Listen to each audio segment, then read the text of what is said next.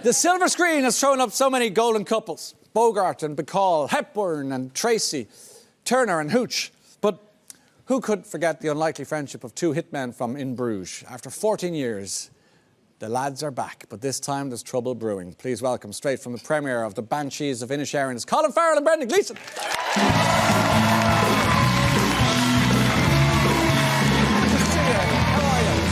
Yeah, really good. Thanks for coming. Please. Oh, it's great to see you in real life. I'm sick of the Zooms, Good to see you, fellas. Good to see you, Ryan. Thanks for being here. Thanks for having us. You know, before we... There you are now. Real life. Yeah. Dublin. Yeah. Ireland. Nice to be home. No filter. No fully live. Yeah. Welcome home, and good to see you both. And just as an aside, you were so good to us during the last couple of years, coming in every so often with the mandolin or just for the chats. And it was very decent of you. So appreciate that. Oh, well, thank you, and thanks for all the coverage you gave to the hospice. We're gonna have a little show tomorrow night for people involved in it. Great. So it's kind of nice. It was great getting it, particularly at the beginning of COVID, where it can get forgotten, but it's nice to keep it in mind. It's still taking my breath away what those guys do. Yeah, appreciate you for doing that. And equally, we did He came on and played the mandolin, the fiddle, and he did the whole thing. Had some tunes. Yeah. We had a great tune. You had a great tune. Yeah, I brought in a kind of a dulcimer. That's what it was. Very odd. Yeah, it was good. Fergus came out with us. I know what it's I'm good tonight when I get into bed on YouTube. We're going to bed together tonight. Yeah, good.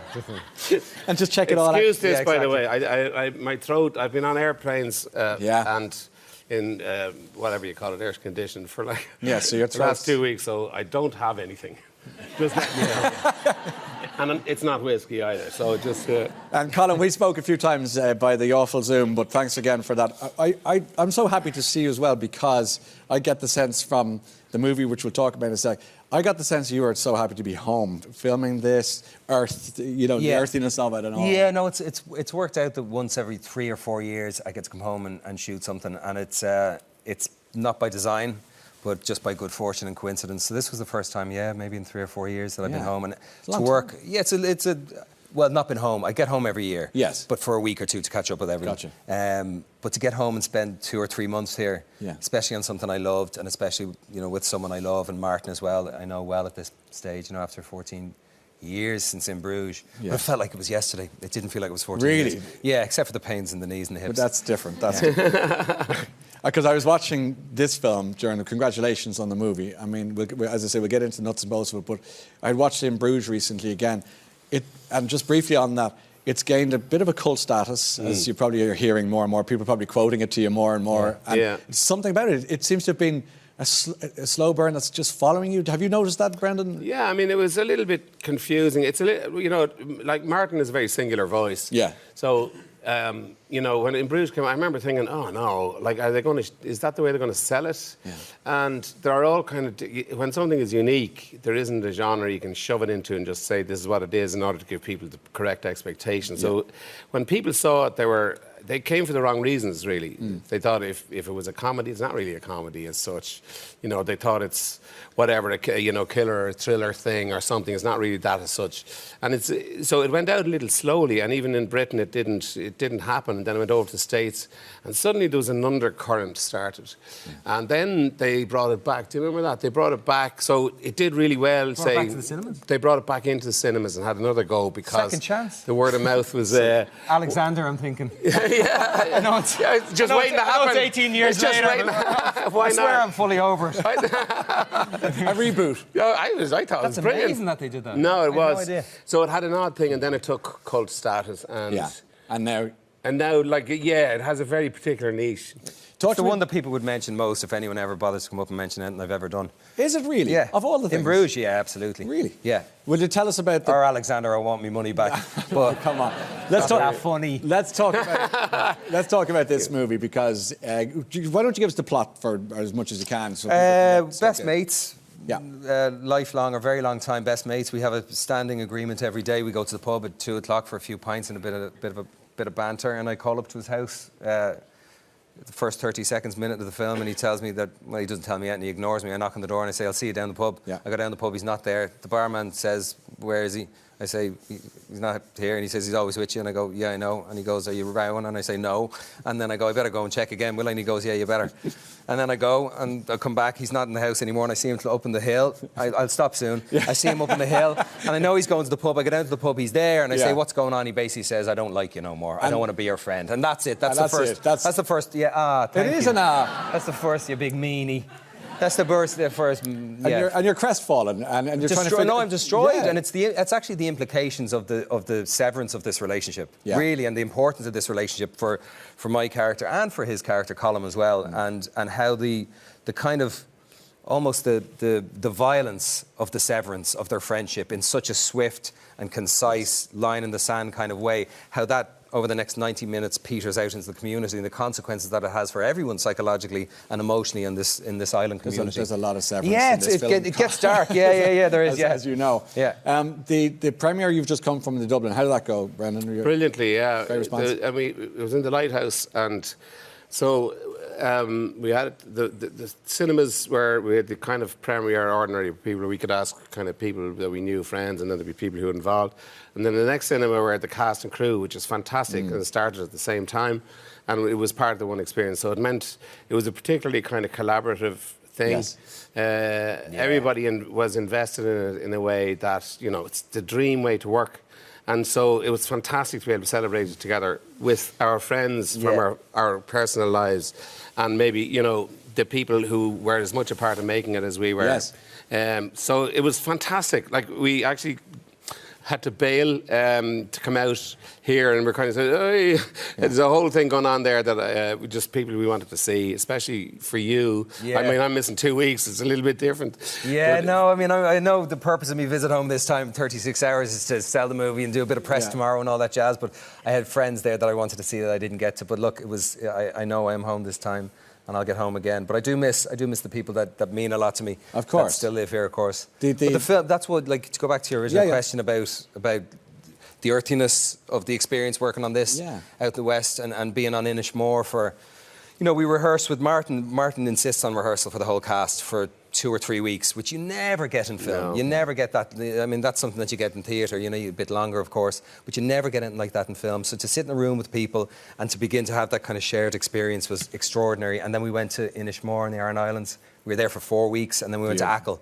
And the communities, the people in both places welcomed us so much. And a lot came up for everyone because it's, I don't want to say it's an Irish story. Of course, it does have some very detailed cultural bents and mannerisms and archetypes and stuff, but it is a very universal story. But it's drawn, it's written so beautifully, and it's so provocative a script was that everyone felt engaged. There was nobody, hair and makeup department, the catering department, the wardrobes, you know, Emer the schemer, and everyone, I mean, everyone was just so engaged. So it really felt like there was no in front of the camera, no behind the camera. Everyone was breathing story into the story, you know. And then to see it, like, we were over in the States, so to see there's been a kind of a reaction over there.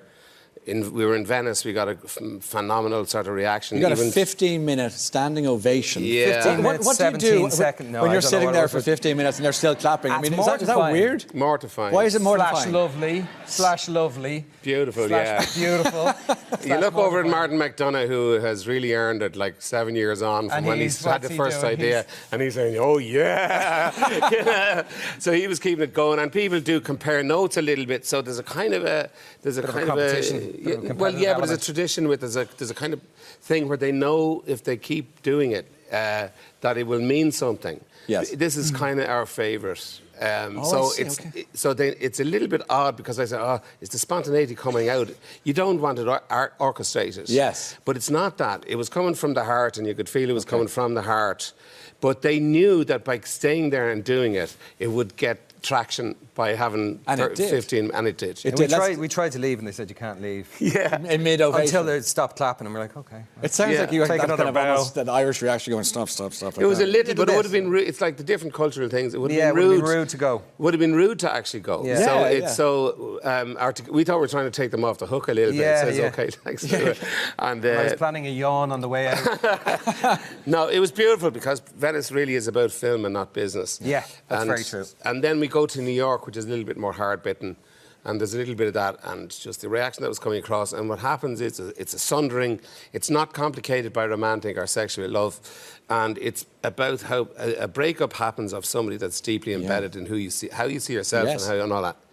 And within the Ireland community, it has an impact on it ripples through everyone. What was so striking about it, and you can see it even in the backdrop here to our chat this evening, is that the island, as much as the actors in a way, I say that respectfully, had a deep presence. Like if you could cast, almost for a nomination itself, the islands, the stone walls, the fields, and then across the water on the mainland. Yeah. Civil War, of course, like one of the most extraordinarily traumatic times of the nation's history.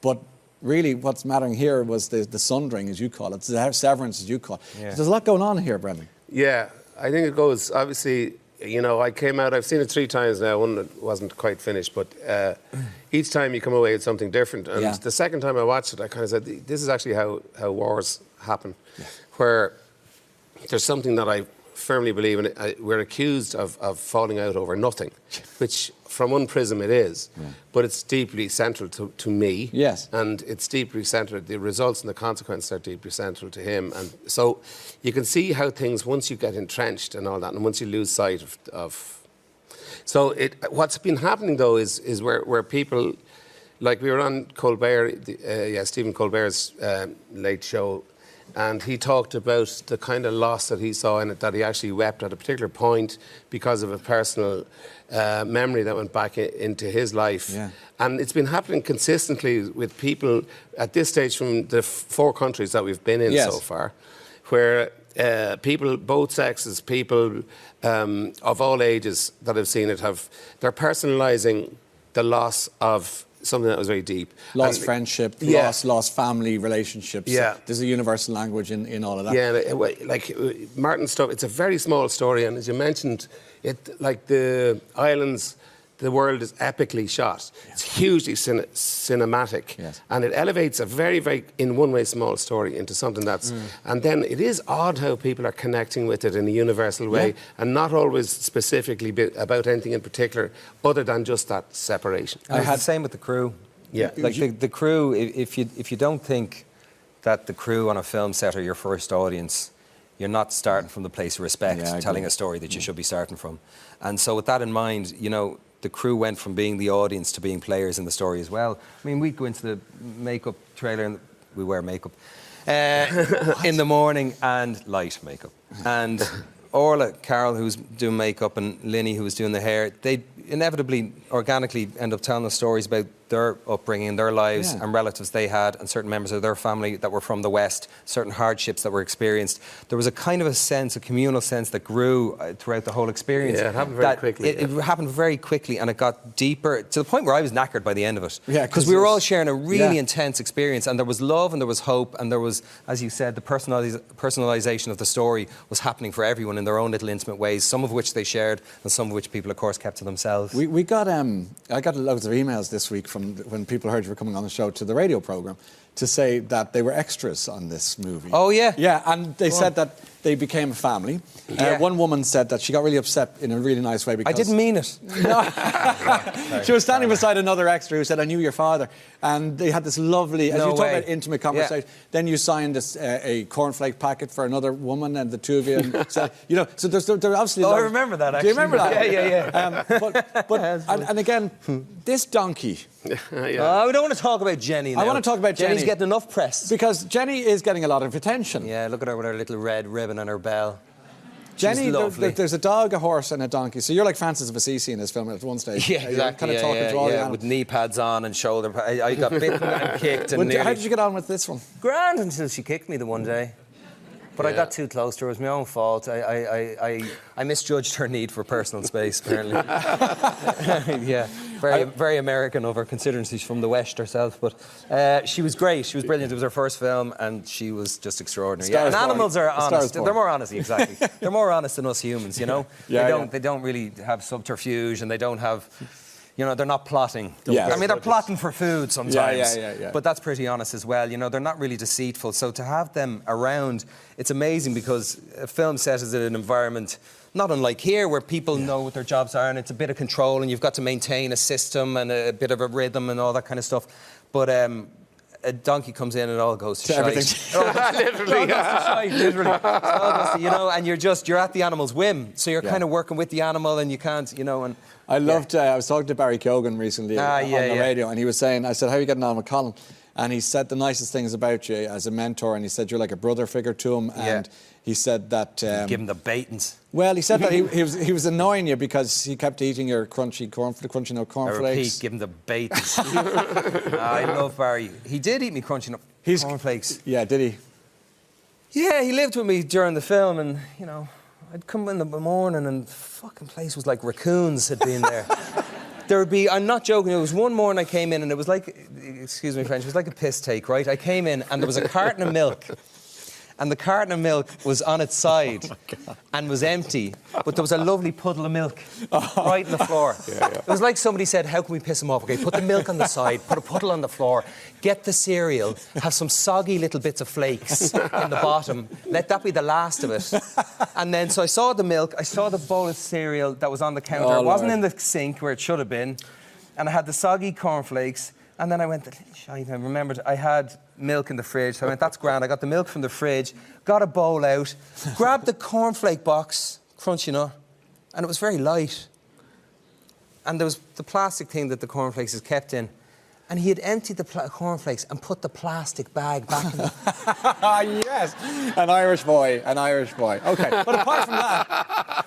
Yeah, okay. You know one of those things where you go, look, I'm not asking for much. This isn't about an actor who's demanding or private jets or any of that shit. Yeah. I just want a bowl of crunchy nut cornflakes in the morning. God, look, but it was amazing really because he's we super. all he's the best, you know, and he's an extraordinary talent and a heart the size of, you know, the island He's itself. amazing he's in amazing. this movie, I'll tell you that. He's great in this movie. Yeah, he's brilliant. He's a knockout. He's brilliant. Yeah. I've so much time from an affection for him. There's you know, it goes beyond, what he has is beyond words, really. Really?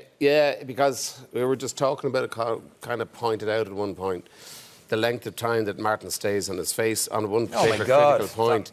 And the whole world passes by. It's pages written on his face, you know, without saying a word. Right. He's extraordinary. Well, I loved living with him as well. It was kind of lovely. It was, you know, we gave each other plenty of space. But I'd come home and the two of us were hopping off the walls trying to...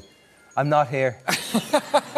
I'll call her back. It's Barry's. Barry. He's just Barry. Yeah. Lads, we have to leave it there. Congratulations on the movie. Thanks. And here's to whatever happens, awards are.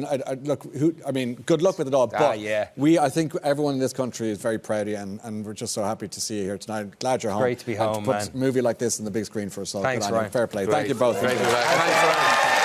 Just hang on there for 1 second. As always, great to see you. Okay. And like I was saying to the fellas, that film, that's a great movie, and do you see who I'm sharing this shot with? Yeah, I know, yeah. The donkey. So Barry Keoghan we mentioned, he's just great, but also Kerry Condon's excellent. Oh my God, Kerry's extraordinary. And you saw Pat Short and John Kenny back together again. So well done to everybody involved and all the extras and everybody involved behind the scenes. Great stuff, and great to see Irish talent doing so well.